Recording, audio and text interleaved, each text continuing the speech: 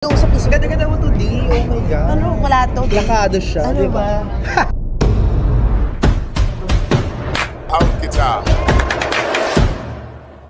Ano na? Oh. Ano pangalan na? Multwa. Multwa, yes. Multwa. Multwa. Doa. Umatake na kayo, pasabog niyo. Kailan to? Kailan nag-film na kayo? Hindi pa kami nag-film, pero this will be released on June. Hindi ko pwede sabihin kung kailan. June na next week? Pride Charot. month, Pride. Ay! Yes. Oo, Pride. It's a Pride film. Okay, Pride film. Atake po, so... Oo, pero hindi naman to yung mga tipong love, ganyan-ganyan. May ganon. may pagka-porn. Charing, wala. Walang bed scene. Oo, walang bed. Horror. Cute Multwa, horror, tapos biglang bed scene. Ganda-gandahan lang. Yun yung horror no, may bed scene ako. Kaloka ka! Eme lang. Oo, and wait lang, congratulations. Kasi parang did you ever think sa content creating career mo, or content creation career mo, magiging huwaran ka ng mga botante, be? Ano mo naman yan? Alam mo, lagi mo ako interview talaga. Alam mo na witness mo ang mga ganap ko sa buhay. Diyos ko. Alam mo, hindi ko na-expect. Ang dami kasing mga alam niyo naman, ako naman ay nagpapaka-authentic lang naman sa internet. So like, hindi ko alam kung saan ako dadalhin, pero eto na nga, nadala ako dito sa kainan. Correct, yes. correct. Pero anyway, bumoto ka, Sasa. And, yes. Syempre, we do know na bago yung botohan, isa sa mga pinanood ng mga batchmate natin, ng mga millennial, correct. Gen Z, yung balota. At parang sabi nga nila, teka lang, parang bagay magka-sequel to With You and Is Near. Oh my gosh. Parang nabitin kami sa ending tatakbo ka pa di ba? Alam mo naman, di ba? Diyos ko, mga bakla talaga, alam nyo yan sa mga barangay ninyo, mga bakla tumatakbo talaga. Kaya I don't know kay Direk, Diyos ko, kausapin nyo si Direk, parang pasabog nga yung naisip mo, ma. Di ba? Parang bagay na malaman namin yung ending ng storya sa pagiging sa pagiging isang leader mo. Pero nakikita mo ba sarili mo? Sa part 2 ng balota, mangungurakot na ako. Naku, pero nakakalungkot kasi di ba syempre yung ending scene nun with Marian. Yes. Yun naman yung parang nakakalungkot na reality. Paulit-ulit na lang. Paulit-ulit na lang. Yes. Oo, di ba? Pero sana, malay mo naman yung sa sequel ng balota, shift yung character mo. Ikaw na yung lalo na ngayon, 'di ba? Nakita mo naman yung resulta ng eleksyon. Yes, gumaganda. Youth, 'di ba? Hindi yes. perfect, pero sabi nga nila kalahating mulat na daw. Nakagano lang. Ang mga Pilipino. Kalahating mulat. Kalahating mulat, yes. Correct. Pero ikaw ba, like, ano yung naging effect nun sa'yo as, of course, a person? Yung ginawa mo yung balota, and then now, of course, you exercise your right to vote. Yes. And paghanap mo ng leader as a person? Ako, ang paghanap ko ng leader kasi, alam mo, yung balota muna. Yung balota, sobrang ko yan. Thank God na thankful ako na kinuha ko ni Direk Kip at saka syempre naka-work ko si Marian at yung mga magagaling na cast ng balota.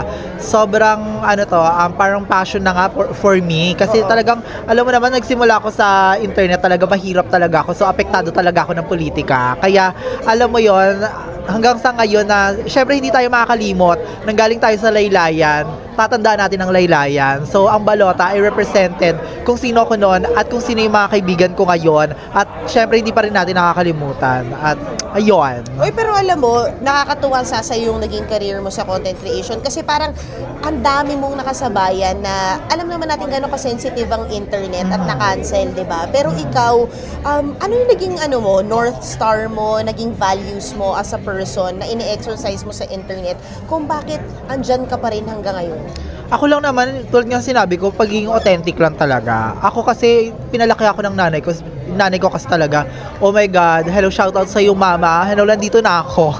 So like, alam mo yon, sabi sa akin ng nanay ko, lagi lang magpapakatotoo at never kang mananapak ng kahit sino. Like, yung ganong kahit sobrang babaw na value lang na yon, talagang kinip ko talaga siya at saka inalala ko lang siya every time na may magagawin akong project, magkakatrabaho ako. So like, alam mo yun, ang internet naman, they will see people talaga if alam nilang nilalaro ka lang, 'di ba? Or like kinakantsawan mo or ginagancho mo yung mga audience mo. And to me, I never ko na feel na yung mga audience ko ay mga numbers lang or whatever. Hindi, ko sila, talagang friends ko sila, family ko sila, kahit hindi ko sila kakilala. I value at maraming salamat na binigay nila sa akin yung trust nila. Kasi alam mo, dati 'di ba, tinatawag mo yung sarili mo na baklang kanal. Yes! Pero na ano mo yung way na parang Kasi dati 'di ba parang dinidemean Oo. nila yung baklang kanal siya, ganyan. Pero binigyan mo siya ng bagong buhay. Oo. Binigyan mo siya ng bagong kaliwanagan,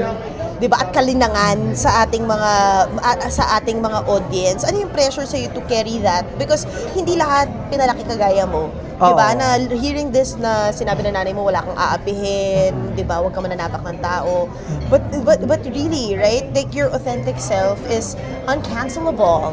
Hindi naman sa akin kasi, We'll never minsan, know. merong may mga may nagsasabi sa akin na mali yung ginagawa mo or whatever. You always have to be accountable if whenever na may ginawa ka masama or whatever.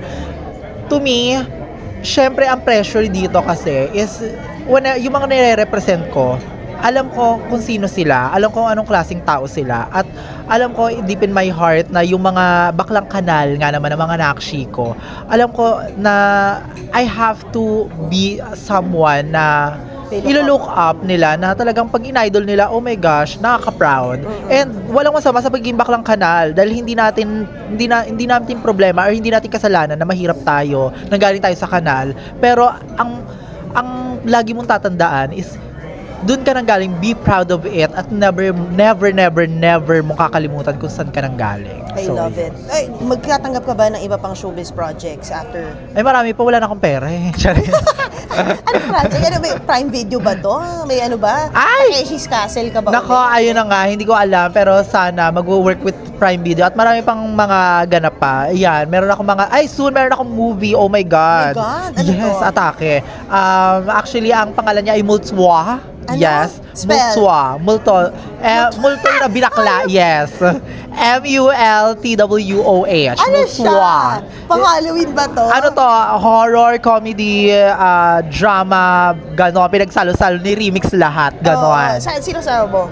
Hindi ko pa pwede i-reveal, Ay, pero talaga? ito yung first feature film ko. At saka, ito ay sakto-sakto lang na self-funded. So, like, alam mo yon. Correct.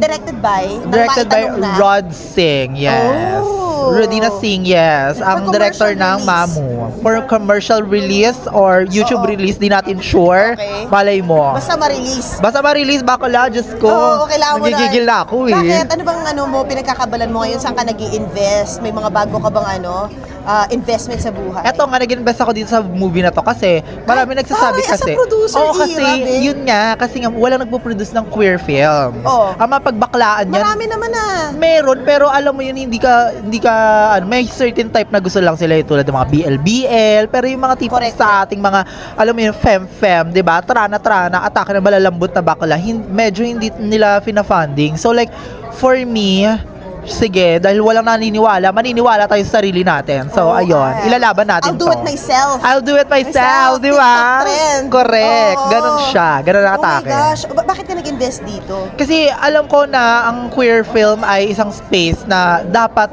sumabog, na dapat magkaroon ng shine at ng moment of its own. Hindi man ako yan or hindi man at least may grupo ng tao or may mga films, may genre na tungkol sa kabaklaan ang papatok talaga sa masa dahil we exist, Na diba? hindi BL, na iba naman. Parang, Nagre-represent ng kung sino yung iba pang klase ng mga kabaklaan or LGBT. iba-ibang diverse stories. Yes. So, ano pangalan ng production company? Ang pangalan niya is Spicy Mama. Bakit? Hindi ko rin alam kay Rodina. Si Rodina kasi, siya yung nagpangalan. Ayun. Spicy Mama ka Spicy Mama. Spicy Mama, di ba? Spicy Mama, I yes. love it. Bakit di ka sure? Baka may share ka, hindi mo pwede i-share pa. Tinatanong mo. Medyo busy ng Berili. Oo nga pala, bali mo bawal pa. Pero sige, okay na yan. Uy, iba pa yung invite doon Oo, yes. Iba pa. Oo, Ataka, pa. ha?